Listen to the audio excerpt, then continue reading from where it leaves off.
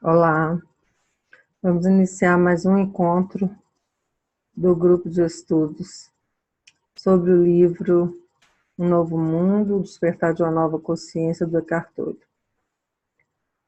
Vamos iniciar o capítulo 5, o corpo de dor. No caso da maioria das pessoas, quase todos os pensamentos costumam ser involuntários, automáticos e repetitivos. Não são mais do que uma espécie de estática mental e não satisfazem nenhum propósito verdadeiro. Num sentido estrito, não pensamos. O pensamento acontece em nós. A afirmação "eu penso" implica volição, ou seja, podemos nos pronunciar sobre o assunto, podemos fazer uma escolha, mas isso ainda não é percebido pela maior parte das pessoas. Eu penso é uma afirmação simplesmente tão falsa quanto eu faço a digestão ou eu faço meu sangue circular. A digestão acontece, a circulação acontece, o pensamento acontece. É isso, o pensamento surge. A voz da nossa cabeça tem vida própria. A maioria de nós está à mercê dela. As pessoas vivem possuídas pelo pensamento, pela mente. E, uma vez que a mente é condicionada pelo passado, então somos forçados a reinterpretá-lo sem parar. O termo oriental para isso é karma. Quando nos identificamos com essa voz, ignoramos isso. Se soubéssemos, não seríamos mais possuídos por ela, porque a possessão só acontece de verdade quando confundimos a entidade que nos domina com quem nós somos, isto é, quando nos tornamos essa entidade. Sim, aqui eu queria fazer uma ressalva que o karma não é bem isso, né? O karma é vamos dizer assim, um mecanismo do universo para restabelecer a harmonia gerada, para restabelecer a harmonia que foi retirada pelo ego.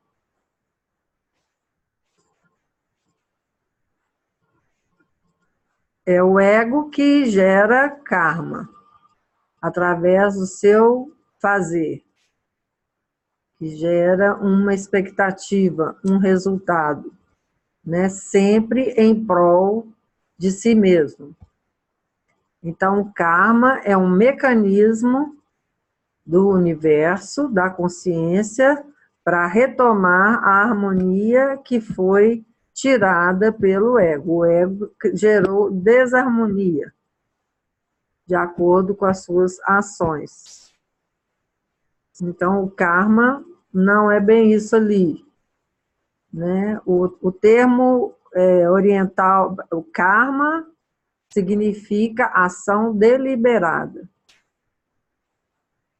na verdade, que gera uma reação, né? Mudar um pouco o sentido da palavra, através dos tempos e principalmente pela doutrina espírita, que vê o karma como castigo. O karma, na verdade, não é castigo, é um mecanismo do universo para que seja restabelecida a harmonia, que foi, né, destroçado não, mas foi retirado pelo ego, né? Porque o universo flui naturalmente, harmoniosamente, sincronizadamente. E quando o ego atua, ele atua não em prol do todo, desse universo, ele atua em prol da separação, né, do indivíduo separado, que gera o egoísmo, que tira essa harmonia, que desfaz essa harmonia. Então, o karma é um mecanismo que vai restabelecer a harmonia natural do universo, tá bom? É isso que é karma. É uma conscientização da harmonia, daquilo que é real.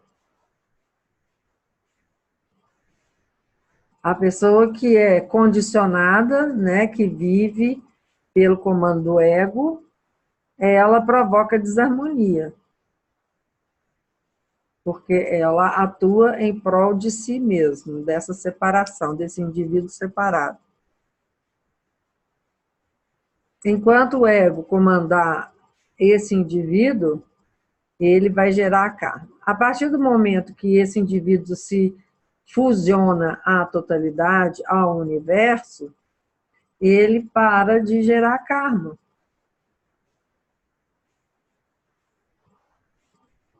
Então, o karma é uma lei universal, sim. E ela existe para o ego. Depois que a pessoa se fusiona, ela não vai ter mais karma, porque aí ela está agindo sem agir, é o universo atuando através dela. É isso que às vezes é mal compreendido por algumas pessoas que falam que o karma vai acabar. O karma acaba para aquele que não precisa mais dele, para aquele que não quer, não tem mais, não gera mais nenhuma ação, não, portanto, não gera consequência egóica, né? Egoísta, separatista, dualista, certo? Então, realmente, vai chegar um momento, né, que a humanidade, após alcançar esse entendimento da consciência, né, se libertar da ignorância, realmente o karma vai deixar de existir. Mas isso é um processo, não é por causa de um clique que vai, não, mas precisa haver conscientização. Certo? Então é isso. Bom, ao longo de milhares de anos, a mente... Só um instante. A mente vem intensificando seu domínio sobre a humanidade, que deixou de ser capaz de reconhecer a entidade que se aposta de nós como o não-eu. Por causa dessa completa identificação com a mente, uma falsa percepção do eu passa a existir, o ego. A densidade dele depende do grau em que nós, a consciência, nos identificamos com a mente, com o pensamento. Pensar não é mais do que um minúsculo aspecto da totalidade da consciência de quem somos. O grau de identificação com a mente difere de indivíduo para indivíduo. Algumas pessoas desfrutam de períodos em que se encontram libertos do domínio da mente, ainda que brevemente. A paz, a alegria e o ânimo que elas experimentam nesses momentos fazem a vida valer a pena. Essas também são as ocasiões em que a criatividade, o amor e a compaixão se manifestam. Outras pessoas se mantêm presas ao estado egóico de modo contínuo, permanecem alienadas de si mesmas, assim como dos demais e do mundo ao redor. Quando as observamos, conseguíamos ver a tensão na sua face, talvez a testa franzida ou um olhar vago e distante. A maior parte da sua atenção está sendo absorvida pelo pensamento, por isso não nos veem nem nos escutam. Elas não estão presentes em nenhuma situação. Sua atenção está ou no passado ou no futuro, que, é claro, são formas de pensamento que existem apenas na mente. Ou se estabelecem um relacionamento conosco, fazem isso por meio de algum tipo de papel que interpretam e assim não são elas mesmas.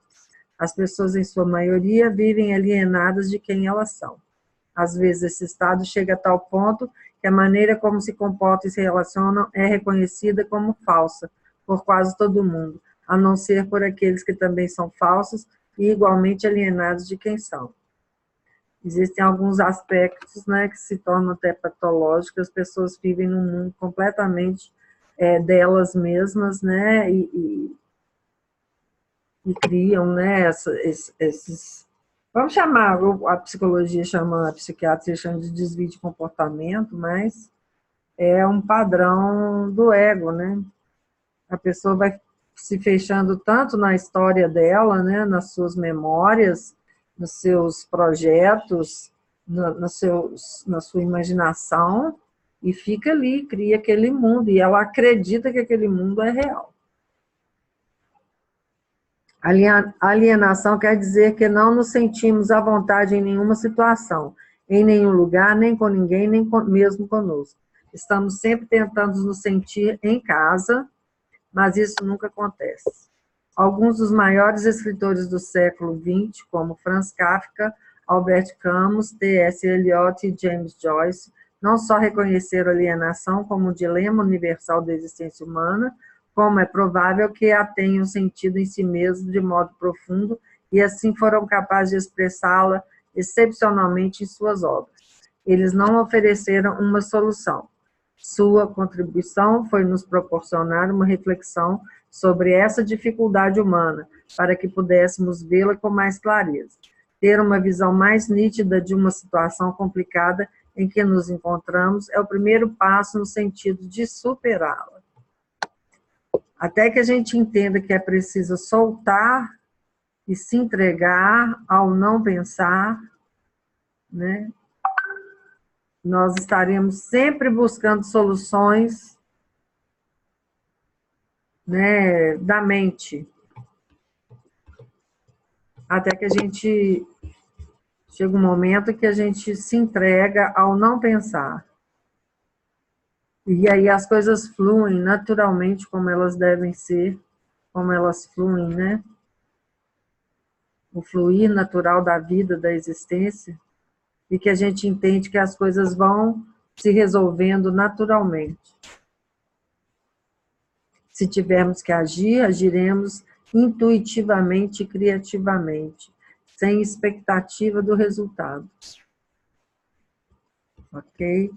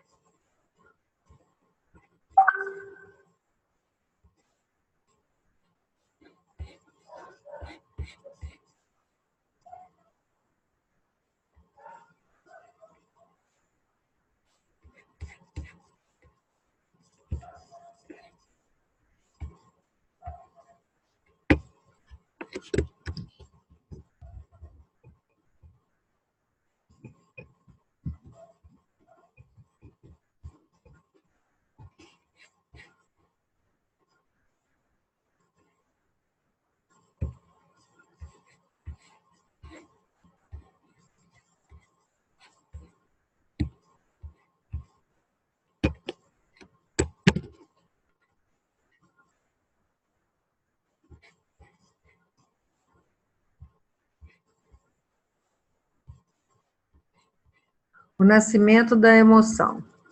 Além da agitação do pensamento,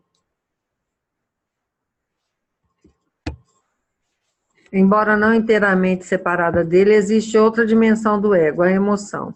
Isso não quer dizer que todo pensamento e toda emoção pertençam ao ego. Esses elementos se convertem no ego apenas quando nos identificamos com eles ou quando eles assumem o controle sobre nós, isto é, quando se tornam o eu. Quando nós incorporamos isso, né, e nos identificamos com aquilo. O organismo físico, nosso corpo, tem inteligência própria, assim como os organismos de todas as formas de vida. E essa inteligência reage ao que a mente diz aos pensamentos. Portanto, a emoção é a resposta do corpo à mente. A inteligência do corpo, evidentemente, é uma parte inseparável da inteligência universal, uma das suas incontáveis manifestações. Ela dá coesão temporária aos átomos e às moléculas que constituem o organismo físico.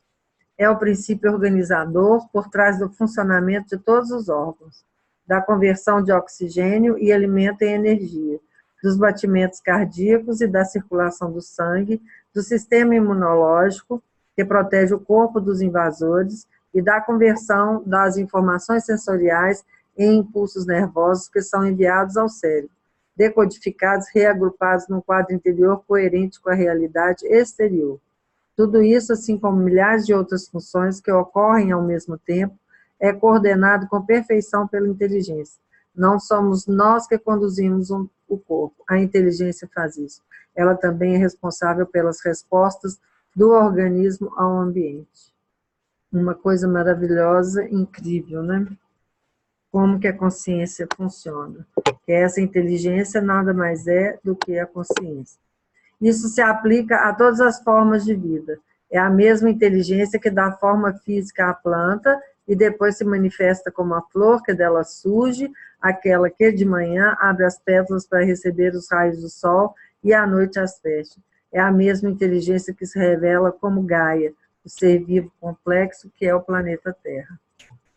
Essa inteligência faz surgir as reações instintivas do organismo a tudo o que representa uma ameaça ou um desafio. No caso dos animais, ela produz respostas que parecem ter afinidade com as emoções humanas, como raiva, medo e prazer. Essas reações instintivas poderiam ser consideradas formas primordiais de emoção.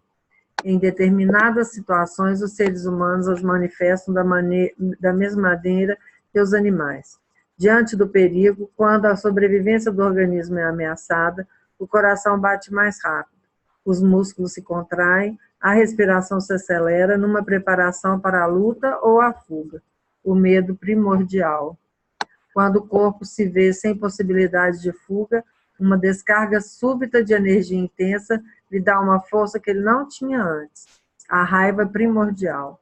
Essas reações instintivas se assemelham às emoções, mas não são emoções no verdadeiro sentido da palavra. A diferença fundamental entre elas é, enquanto a reação instintiva é a resposta direta do corpo a uma situação externa, a emoção é a reação do corpo a um pensamento. Então, existem diferenças, né? A reação instintiva é a resposta direta do corpo a uma situação externa. A emoção é a reação do corpo a um pensamento. Que é um sentimento também, né? Que é um sentimento que produz a emoção. Indiretamente, uma emoção também pode ser uma reação a uma situação ou a um acontecimento real. Porém, ela será uma reação ao acontecimento que terá passado pelo filtro da interpretação mental, do pensamento, ou seja, dos conceitos de bom e mal, semelhante e diferente, eu e meu. Por exemplo, pode ser que você não sinta nenhuma emoção ao ser informado de que o carro de alguém foi roubado. No entanto, caso se trate do seu carro, é provável que fique perturbado. É impressionante a quantidade de emoção que um pequeno conceito mental como meu pode gerar. Embora o corpo seja muito inteligente, ele não consegue diferenciar uma situação real de um pensamento. Por isso, reage a todo pensamento como se fosse a realidade. Para o corpo, um pensamento preocupante, assustador, corresponde a eu estou em perigo, e ele responde à altura. Embora a pessoa que esteja pensando isso possa estar deitada numa cama quente e confortável. O coração bate mais forte, os músculos se contraem, a respiração se acelera. Forma-se um acúmulo de energia, mas uma vez que o perigo é apenas uma ficção mental, a energia não flui. Parte dela retorna à mente e dá origem a outros pensamentos ainda mais ansiosos. O resto da energia se converte em toxinas e interfere no funcionamento harmonioso do corpo. É isso que acontece com a síndrome do pânico. Vem um medo e esse medo se transforma, o medo começa com um pensamento. Às vezes até começa também com como é que fala? Um desequilíbrio orgânico, pode acontecer. Né? A pessoa às vezes sente mal de alguma forma, ele tem algum problema de saúde, e aí vem um medo, né? Porque causa uma sensação de instabilidade do corpo, e aí essa instabilidade gera um medo e que vai produzindo outros medos, né? E vira aquela montanha de de sensações corpóreas e mentais, né, que dão esse choque, né, do medo, né, é uma coisa de doida esse negócio da síndrome do pânico. E aí produzem todas essas toxinas, né, e interferem no funcionamento harmonioso do corpo, né, e tudo inicia com a mente. Pode até começar com um desequilíbrio do corpo, né, do funcionamento do corpo, mas vai para a mente. A mente traduz aquilo ali como um perigo. E daí vira aquele tumulto, né, de sensações e de medo, né? As emoções e o ego. O ego não é apenas a mente não observada, a voz na cabeça que finge ser nós, mas também as emoções não observadas que constituem as reações do corpo ao que essa voz diz. Já vimos que a espécie de pensamento, a voz egóica, atrai na maior parte do tempo, e a disfunção inerente à estrutura dos seus processos de pensamentos, independente do conteúdo. Esse pensamento desajustado é aquilo a que o corpo reage com emoções negativas. A voz na cabeça conta ao corpo uma história em que ele acredita e a qual reage. Foi o que nós falamos sobre a síndrome do pânico. Essas reações são as emoções. Estas últimas, por sua vez, desenvolvem energia para os pensamentos que as criaram originalmente. Esse é o círculo vicioso entre emoções e pensamentos não questionados que suscita o pensamento emocional e a invenção de histórias emocionais. Por isso que é a observação que anula o ego. À medida que você vai se tornando um observador bem, vamos chamar de crítico, né? Porque você percebe de onde está surgindo aquilo, né?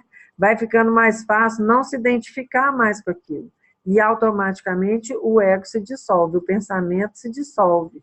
Porque você vê a impermanência dele, você percebe que ele não tem uma base real, que ele é fruto da imaginação, da expectativa, de que as coisas deveriam ser desse ou daquele modo, né? Que existe um perigo iminente se as coisas não forem de acordo com o que o ego imaginava que deveria ser. O componente emocional do ego difere de pessoa para pessoa. Em alguns casos, é maior do que em outros.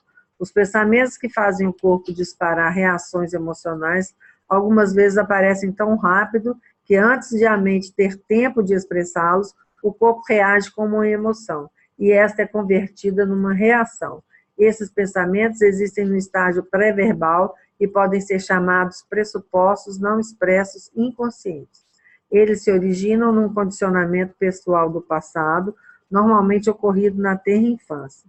Não se pode confiar nas pessoas, seria um exemplo desse pressuposto inconsciente numa pessoa cujos relacionamentos primordiais, isto é, com os pais ou irmãos, não foram de solidariedade e não inspiraram confiança.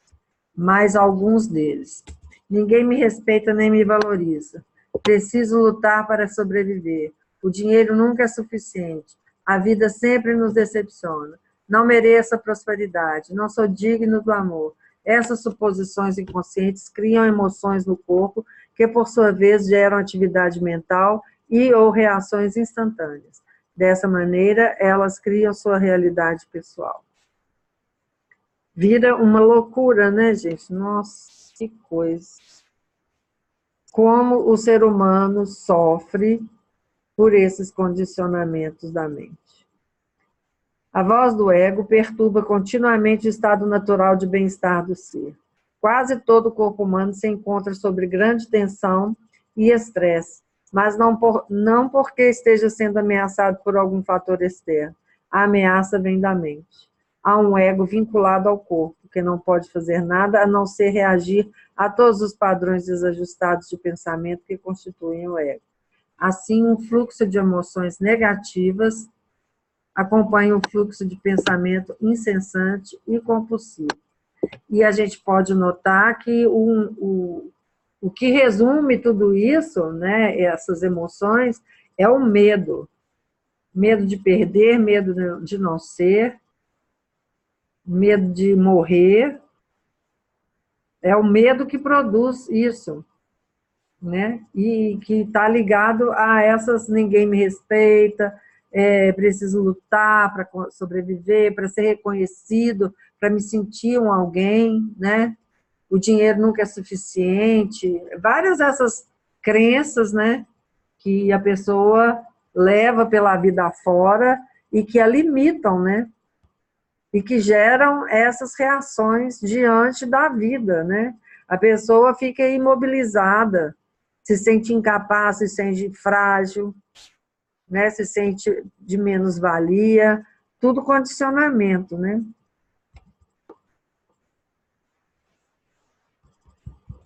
O que é uma emoção negativa é aquela que é tóxica para o corpo, interfere no seu equilíbrio e funcionamento harmonioso.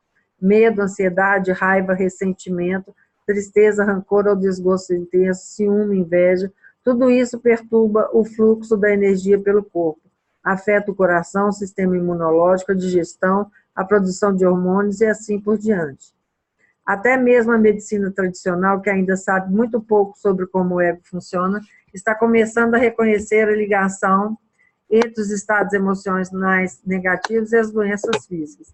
Mas isso já existe há muito tempo, que eu lembro que, talvez é porque eu sou neta de médico, e aí meu pai, a gente já falava de doença psicossomática, que tem tudo a ver com isso aqui, né? Então, a medicina, ela liga, né, o desequilíbrio do corpo ao estado emocional já faz tempo. Uma emoção que prejudica nosso corpo também contamina as pessoas com quem temos contato, indiretamente por um processo de reação em cadeia, um incontável número de indivíduos com quem nunca nos encontramos. Existe um termo genérico para todas as emoções negativas, infelicidade, né? E como nós somos essa unidade, quando alguém está em desequilíbrio, desequilibra todo o resto, né? As pessoas que estão mais próximas vão sentir isso mais evidente, né? Mas esse desequilíbrio, ele se espalha pelo universo. E é chamado de infelicidade, porque é um desconforto, né? Uma tristeza, um sofrimento que gera isso, né? Isso gera sofrimento. Então, e o sofrimento é sinônimo de infelicidade. Será que as emoções positivas têm o efeito oposto sobre o corpo físico? Será que fortalece o sistema imunológico, revigora e cura o corpo? Sim, com certeza. Mas precisamos diferenciar as emoções positivas, que são produzidas pelo ego, das emoções mais profundas que emanam do nosso estado natural de ligação com o ser, né? Com o estado de presença, que é o estado de paz e felicidade plena, né? As emoções positivas geradas pelo ego já contêm seu próprio oposto, no qual podem rapidamente se converter. Alguns exemplos. O que o ego chama de amor é possessividade e apego dependente, que podem se transformar em ódio em questão de segundos. A expectativa em relação ao acontecimento, que é a supervalorização do futuro por parte do ego, transforma-se no oposto, abatimento ou decepção, quando aquilo termina ou não satisfaz as expectativas do ego. Às vezes, raiva também. Sermos elogiados e reconhecidos nos faz sentir vivos e felizes num dia, enquanto sermos criticados ou ignorados nos faz sentir rejeitados e infelizes no dia seguinte. O prazer de uma festa animada transforma-se em ressaca e em algo desinteressante na manhã seguinte. Não existe bom sem mal, nem alto sem baixo. As emoções produzidas pelo ego decorrem da identificação da mente com fatores externos que são, é claro, instáveis e sujeitos à mudança a qualquer momento. As emoções mais profundas não são emoções de maneira nenhuma, e sim estados do ser, como, né, nós dizemos antes, é o estado de presença, o estado de pleno, de plenitude. Elas existem dentro de um âmbito dos opostos. Os estados do ser podem ser obscurecidos, porém não têm opostos. Eles emanam de dentro de nós como o amor, a alegria e a paz, que são aspectos da nossa verdadeira natureza. E quando a gente diz, né, que o absoluto ele não tem qualidades, né, realmente não tem, mas ele tem aspectos, que é diferente disso, é uma característica do absoluto, a paz a alegria, né, a felicidade, a bem-aventurança, né, e o amor, né? Isso é a natureza do absoluto, né? A verdade, o amor, a bem-aventurança, né, que é a felicidade. Então, não é a qualidade igual a gente dá, que é rotula, né, que coisa, é o estado natural do ser. O pato com mente humana. Em O Poder do Agora, se tem a observação de que dois patos, depois de um confronto, que nunca demora muito, separam-se e afastam-se em direções opostas. Em seguida, cada um deles bate as asas vigorosamente algumas vezes, liberando assim o excesso de energia acumulado durante a luta. Depois disso, eles nadam em paz como se nada tivesse acontecido. Se o pato tivesse a mente de um ser humano, ele conservaria a luta viva no pensamento por meio de uma história. Provavelmente ela seria assim: não acredito no que ele acabou de fazer. Ele chegou a poucos centímetros de mim. Pensa que é o dono do lago. Não tem consideração pelo meu espaço privado. Nunca mais vou confiar nele. Da próxima vez, ele vai fazer a mesma coisa só para me aborrecer. Tenho certeza de que já está tramando alguma coisa, mas não vou suportar isso de novo. Vou ensinar a ele uma lição de que não vai se esquecer. O ser humano é incrível para criar história, muito criativo, né? Dessa forma, a mente cria suas histórias, uma atrás da outra, e continua pensando e falando sobre elas durante dias, meses ou anos. No que diz respeito ao corpo, a luta continua. E a energia que ela produz em resposta a todos esses pensamentos são as emoções, que, por sua vez, suscitam mais pensamentos. Isso se torna o pensamento emocional do ego. Podemos imaginar quanto a vida do pato se tornaria problemática se a mente dele fosse humana. Todavia, é assim que a maioria das pessoas vive na maior parte do tempo.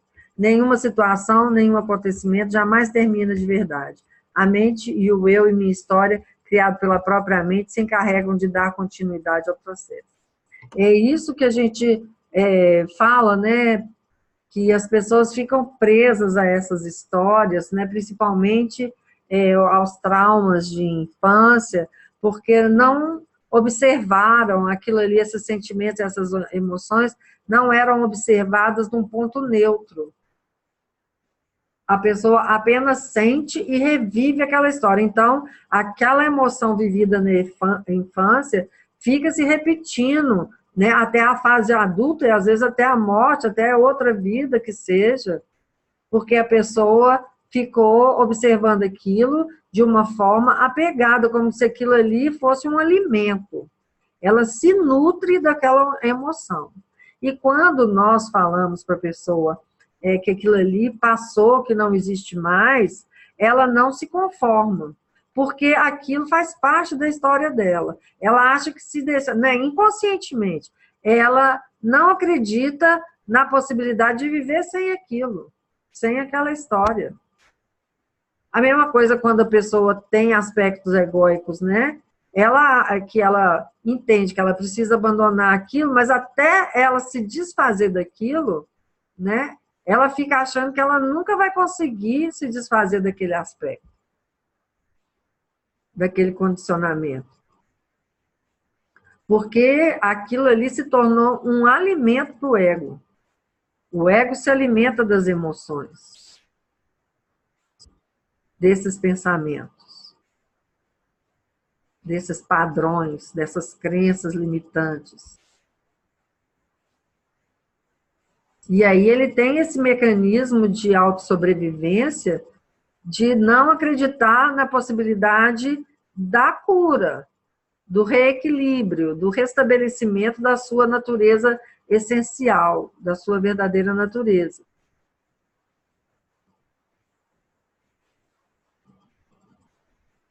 E fica repetindo padrões, e o universo dando à pessoa oportunidade de entendimento, através de circunstâncias, né, que a gente fala, chama aquele karma, né, das reações, né, daquilo que volta, para a pessoa entender que ela deve abandonar esses padrões, que são esses padrões que geram sofrimento.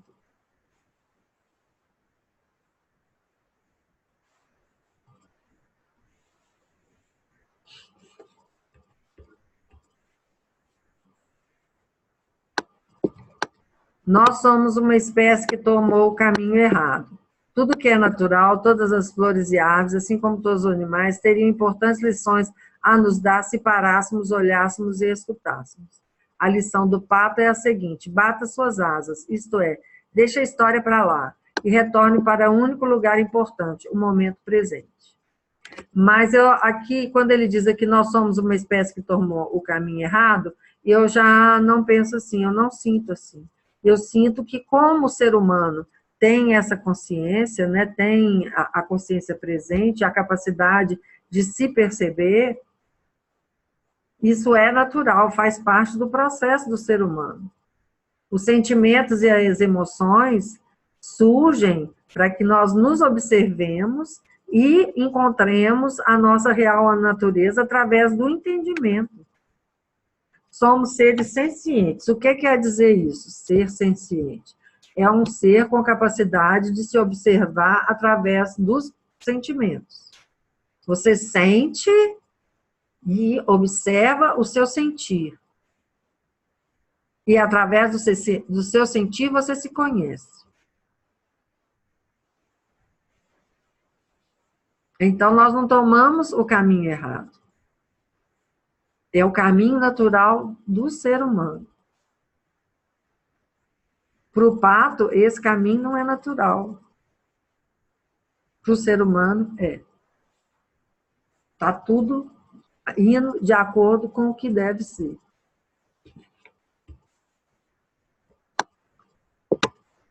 Carregando o passado. A incapacidade, ou melhor, a relutância da mente humana em deixar de lado o passado é primorosamente ilustrada na história de dois monges zen, Tanzan e Ekido, ou Ekido, não sei como pronuncia, que caminhavam numa estrada enlameada depois de uma forte chuva. Próximo a uma aldeia, eles encontraram uma moça que estava tendo dificuldade em atravessar a estrada por causa da lama. Se ela continuasse a caminhar, estragaria seu kimono de seda. Sem titubear, Tanzan a pegou no colo e a carregou para o outro lado da estrada. Os monges prosseguiram na sua caminhada em silêncio. 5 horas depois, quando já estavam perto do templo onde passariam a noite, Ekido ou Ekido não conseguiu mais se conter. Por que você carregou a moça para o lado da estrada? Para o outro lado da estrada, perguntou. Nós, monges, não devemos fazer essas coisas. Aí o outro respondeu, faz horas que eu coloquei aquela jovem no chão, respondeu Tanzan. Você ainda está carregando? Pois é. Então, aquele que carregou a moça simplesmente carregou e cumpriu o que ele tinha que cumprir e pronto, desapegou do acontecido, né? Agora o outro não, que nem foi o que carregou, ficou carregando a moça esse tempo todo, né? Não se desapegou daquele acontecer. Bom, agora imagina como seria a vida de alguém que viva como Ekido o tempo todo, incapaz de parar de pensar nas situações ou não querendo fazer isso e acumulando cada vez mais material dentro de si. Foi o que nós falamos, né? A pessoa fica cultivando aquele sentimento, aquela emoção, aquele pensamento. Isso nos dá uma ideia de como é a vida da maioria das pessoas, que pesado fardo do passado elas carregam na mente. O passado vive em nós na forma de lembranças, no entanto, elas em si mesmas não são um problema. Na verdade, é por meio delas que aprendemos com nossas experiências e com os erros que cometemos. Somente quando as recordações, isto é, os pensamentos sobre o passado, nos dominam completamente, é que elas se transformam num fardo. Começam a ser problemáticas e a fazer parte do que entendemos como eu.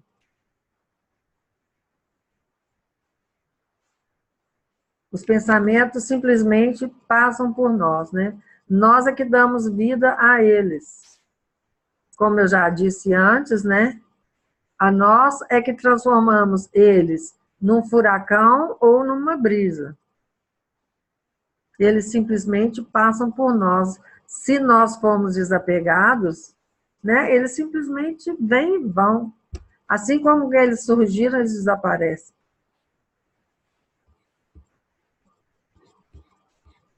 Nossa personalidade, que é condicionada pelo passado, se torna nossa prisão.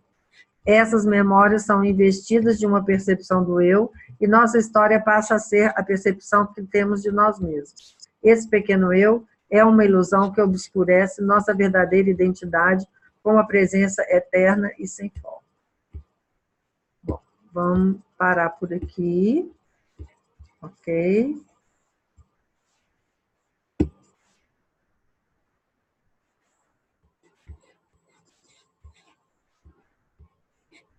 Bom, terminamos esse encontro, né? E vamos, né? Aguardamos vocês para o próximo encontro. Ok? Obrigada pela presença. Namastê.